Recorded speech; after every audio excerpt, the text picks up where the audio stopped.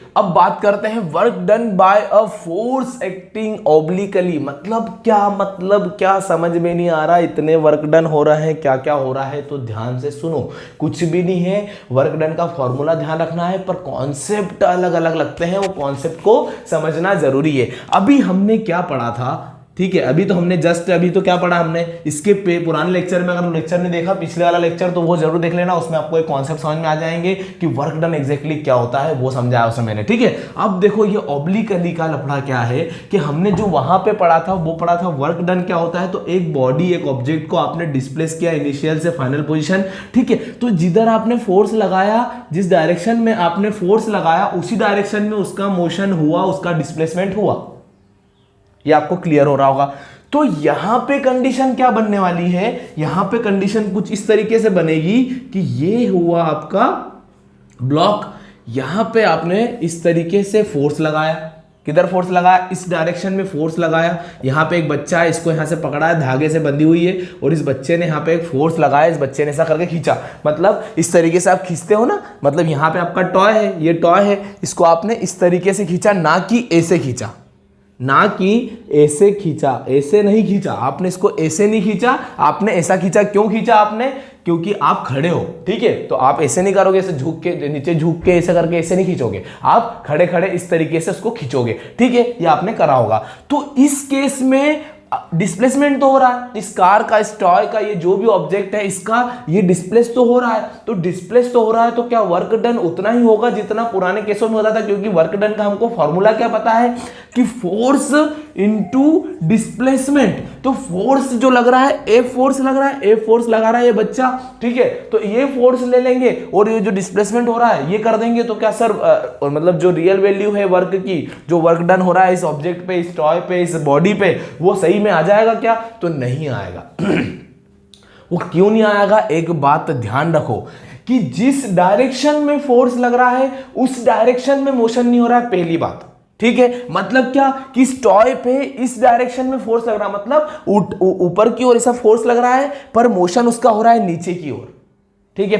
पहला केस तो ये। तो यहां पे याद रखना कि डायरेक्ट फोर्स इनटू डिस्प्लेसमेंट कर देने से आपका आंसर नहीं आ जाएगा, आपका वर्क डन नहीं आ जाएगा, ठीक है। दूसरा केस क्या कि जो कंप्लीट फोर्स है उस पूरे कंप्लीट फोर्स के कारण डिस्प्लेसमेंट नहीं आ रहा है। बात आपको समझ में आना चाहिए, यहां से आपको फील आएगा, देखो कैसे कि यहां पे क्या हो रहा है कि दो कंपोनेंट बनेंगे,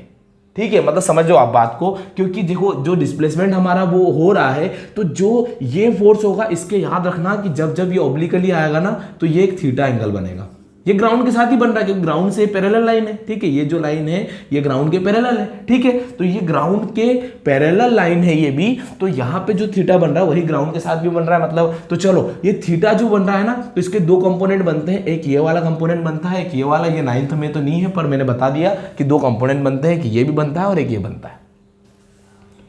ठीक है, बात समझ में आ रही है। तो क्या होता है, ये कंपोनेंट क्या हो रहा है ये समझ में कुछ भी नहीं आ रहा है, ठीक है, तो समझो, ध्यान से सुनो,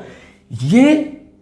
एक चौक है, मान लो ये चौक है, एक चौक है, ठीक है, एक चौक है, मेरे पास चौक है नहीं तो बताता एग्जैक्टली मैं, मान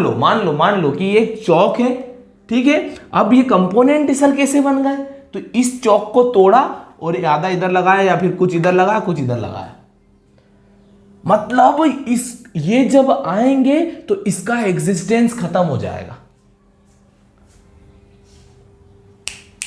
ये फोर्स है, फोर्स जो बच्चा लगा रहा है, पर हमको जानना क्या है, हमको जानना है वर्क डन किस पर, इस ऑब्जेक्ट, इस टॉय के ऊपर। तो अगर वर्क डन इस पर जानना है तो हमको जानना पड़ेगा कि इस पर एग्जैक्टली फोर्स कितना लग रहा, कौन सा फोर्स है जिसके कारण कि ये मोशन में आ रहा है,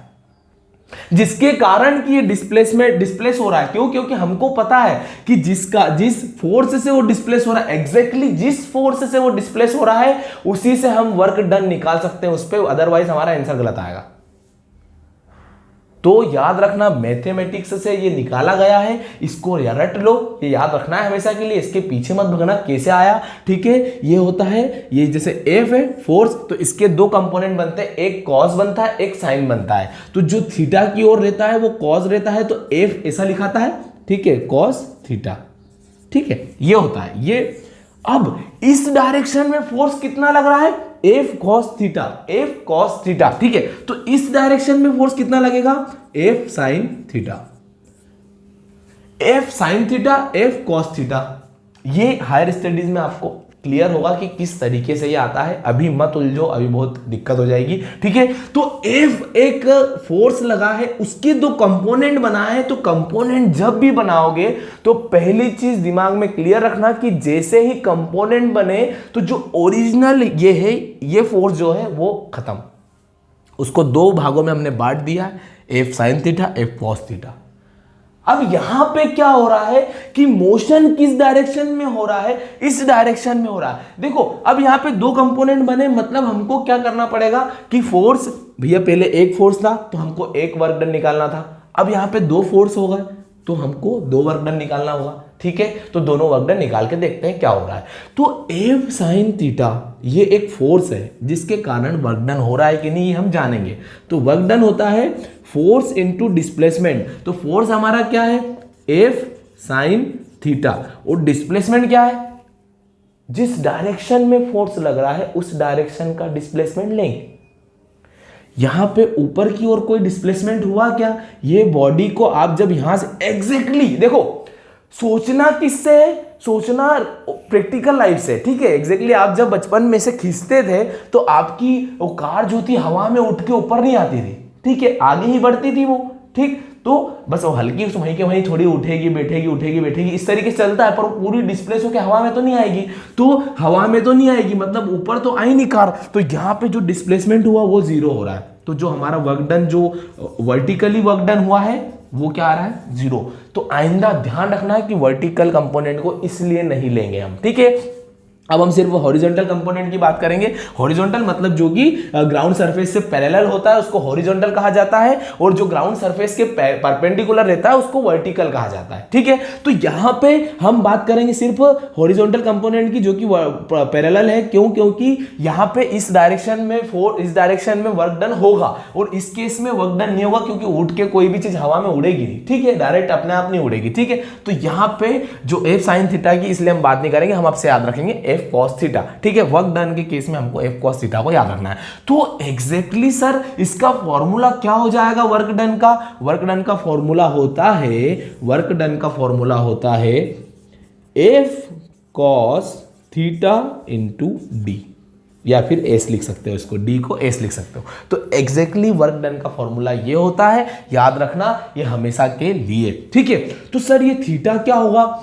थीटा हमेशा ध्यान रखना है कि थीटा जो है, जो फोर्स अप्लाइड हो रहा है, फोर्स जो लग रहा है, फोर्स की डायरेक्शन और जो ग्राउंड है या फिर बोल सकते हो जो डिस्प्लेसमेंट है, जो कि डिस्प्लेसमेंट जो है उसकी डायरेक्शन, इन दोनों के बीच में जो अपना वो हो रहा है, इन दोनों के बीच में जो एंगल बन रहा है वो थीटा होगा। ग्राउंड मत याद रखना, आप याद रखना जिस डायरेक्शन में उसका मोशन हो रहा है, जिस डायरेक्शन में वो डिस्प्लेस हो रहा है, उस डायरेक्शन में और फोर्स की डायरेक्शन के बीच में जो एंगल बन रहा है वो होता है थीटा, ठीक है। तो कॉस की कुछ वैल्यूज आपको याद करना पड़ेगी, या फिर क्वेश्चन में वो देगा भी, 9th क्लास में इतना वो है नहीं, ठीक है। तो कॉस की वैल्यूज होती है 2-4, तो वो वैल्यू याद रख लो। तो मतलब थीटा पे अलग अलग थीटा पे उसकी वैल्यूज रहती है, अलग अलग थीटा पे वो अप्लीकेबल हो जाता है। जैसे साइन 0 0 होता है तो कॉस 0 1 होता है, ठीक है। तो इस केस में देखो एक और फील दिलाता हूं आपको मैं, ठीक है, थोड़ा हेवी होगा पर ध्यान रखना, F cos theta into D, ठीक है। तो एफ कॉस थीटा याद रखना, कॉस 0 की वैल्यू 1 होती है, साइन 0 की वैल्यू 0 होती है, कॉस 0 की वैल्यू 1 होती है। तो क्या हो रहा है कि जब हम ये वाला केस ले रहे हैं तो फोर्स इसी डायरेक्शन में, ठीक है, इसी डायरेक्शन में डिस्प्लेसमेंट भी हो रहा, मतलब पैरेलल हो गए मतलब 0, थीटा कितना आ गया आपका 0 आ गया, क्योंकि मैंने बोला था फोर्स जो अप्लाइड फोर्स और जो ग्राउंड है, या फिर ग्राउंड बोल रहा हूं जिस डायरेक्शन में इसका डिस्प्लेसमेंट हो रहा है, तो उन दोनों के बीच में एंगल कितना आ रहा है, 0 आ रहा है। तो एंगल अगर 0 आ रहा है, ठीक है, तो कॉस 0 होता है 1। तो इसलिए इस केस में हम बोलते हैं कि work done is equal to force into displacement, work done is equal to force into displacement, direct बोल दिया था हमने वाले केस में, ठीक है। ये इसका लेक्चर अलग है, ठीक है। तो उस केस में हमने बोला था work is equal to force into displacement, क्योंकि वहाँ पे cos 0 डिग्री का एंगल आया था, तो cos 0 1 होता है, इसलिए cos 0 जो हमारा था वो एलिमिनेट हो गया था, और क्योंकि 1 का किसी में मल्टीप्लाई करो वही आता है जो वैल्यू रहती है, तो फोर्स इंटू डिस्प्लेसमेंट आ गया था। ठीक है, तो ये क्लियर हो गया होगा आपको ऑब्लिकली